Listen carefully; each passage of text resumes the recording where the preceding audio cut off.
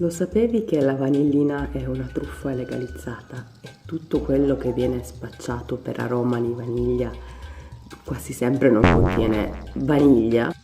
Quando leggiamo in etichetta aroma naturale di vaniglia, noi immaginiamo il baccello nero, profumato e costoso, ma dietro a quella parola c'è una storia molto più complessa che è fatta di orchidee tropicali, impollinazioni difficili, lavoro umano invisibile e chimica industriale.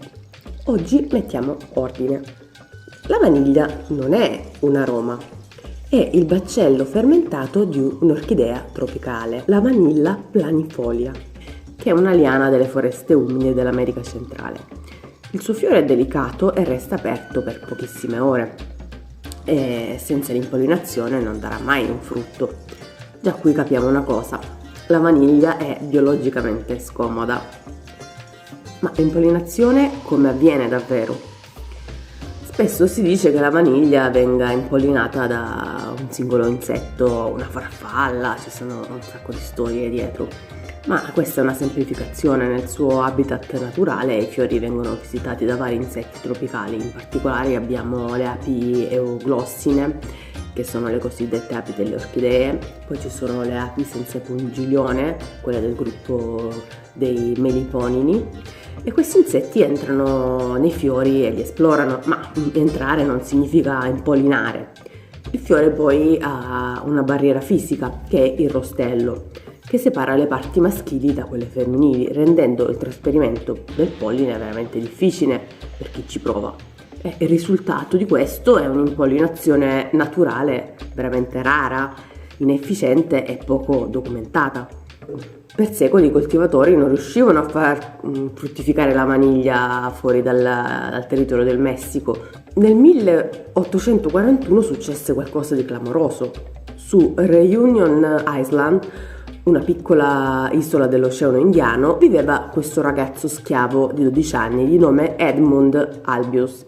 Aveva imparato le basi di orticoltura lavorando nel giardino del padrone e scoprì un modo semplice ed efficace per impollinare manualmente i fiori di vaniglia. Con un sottile bastoncino o una punta sollevava il rostello e univa antera e stigma con i pollici. E con questo gesto apparentemente banale riuscì dove molti botanici avevano fallito, cioè far fruttificare costantemente le piante a mano, impollinando fiore per fiore. E questa tecnica che Albius mise a punto è praticamente quella che si usa ancora oggi nelle piantagioni di vaniglia in tutto il mondo. Ma mettiamo luce alla verità dei fatti. La storia di Edmund è stata raccontata in modo semplice e romantico. Il solo ragazzo schiavo che inventò l'impollinazione della vaniglia, insomma, è diventato un'icona nazionale. In realtà la vicenda è più sfumata. Prima di Albius ci furono botanici europei come Morren, che avevano già sviluppato metodi di impollinazione artificiali in Europa, in particolare in Francia, ma erano troppo laboriosi per essere utilizzati in larga scala. In seguito ci fu anche il botanico francese Jean-Michel Richard, che sostenne di aver sviluppato la tecnica prima di Albius, suscitando poi diverse controversie sulla questione. E vi furono molte rivendicazioni storiche sui padri di questa tecnica, e quindi è difficile ricostruire con certezza chi fu il vero inventore. Ma la verità più credibile però è questa. Albius trovò un metodo semplice, pratico e riproducibile, ed è grazie a quel gesto che la vaniglia poté diventare una cultura commerciale fuori dal suo paese d'origine. E purtroppo, come spesso accade nella storia, non ottenne benefici economici, ma visse e morì in povertà, mentre la sua scoperta rese ricchi altri. Ma facciamo un passo indietro. Cosa accadde quando la vaniglia venne esportata in Reunion, in Madagascar, in Indonesia? I fiori non fruttificavano da soli, quindi la soluzione fu l'impollinazione manuale di ciascun fiore. Quindi ogni mattina i lavoratori dovevano passare tra le piante e riprodurre a mano quello che un'ape in natura avrebbe potuto fare, ma che raramente faceva. E questo lavoro è la spiegazione diretta del perché la vaniglia è così costosa. Non è facile, non è automatica e non è industriale, quindi anche e se si è trovato il modo è veramente complesso riprodurla.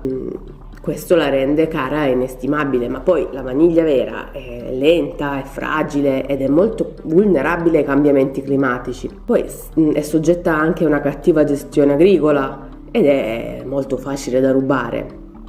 Oggi il Madagascar è il principale produttore globale, ma basta un cattivo raccolto per far impennare o crollare i prezzi. Questa instabilità ha spinto l'industria a cercare un'alternativa più stabile ed economica anche, qualcosa che fosse riproducibile senza tutto questo impegno. Ed è qui che entra in scena la vanillina. Che cos'è la vanillina? La vanillina è una singola molecola aromatica che è responsabile di buona parte della nota vaniglia che conosciamo. Viene isolata per la prima volta nell'Ottocento e poi sintetizzata nel laboratorio. E oggi può essere ottenuta in diversi modi. Ad esempio, raramente dall'estrazione dei baccelli di vaniglia, ma più semplicemente dalla sintesi chimica classica o dalla trasformazione della lignina, che è uno scarto dell'industria della carta. In questo processo industriale la lignina viene trattata in un ambiente alcalino, con un'ossidazione controllata, separata e purificata per liberare e convertire i suoi composti aromatici in vanillina pura. Quindi la vaniglia e la vanillina sono due cose completamente differenti. Nel vero baccello di vaniglia c'è sì la vanillina, ma è non solo delle sue componenti aromatiche. Ci sono altre centinaia di molecole che insieme creano il suo profilo complesso, profondo e unico. Mentre la vanillina sola è lineare, riconoscibile e spesso piatta, però è economicamente vantaggiosa. Ma perché molti alimenti ci ricordano la vaniglia?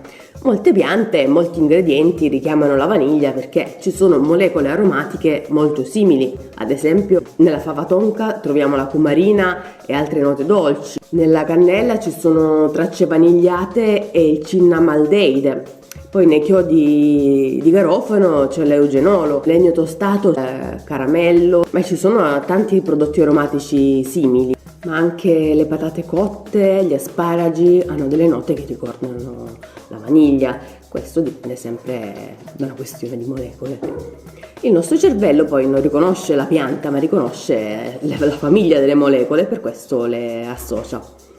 Ma tornando al discorso vanillina, dov'è la truffa? La vanillina è sicura, è legale, è utile, diciamo, ma la truffa quindi non è chimica. È linguistica, è concettuale, è semantica. Chiamare vaniglia una semplice molecola confonde le cose.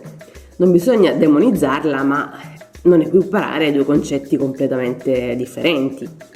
Perché la vaniglia vera comunque richiede, oltre al lungo processo di impollinazione, anche un processo di fermentazione e di essiccazione.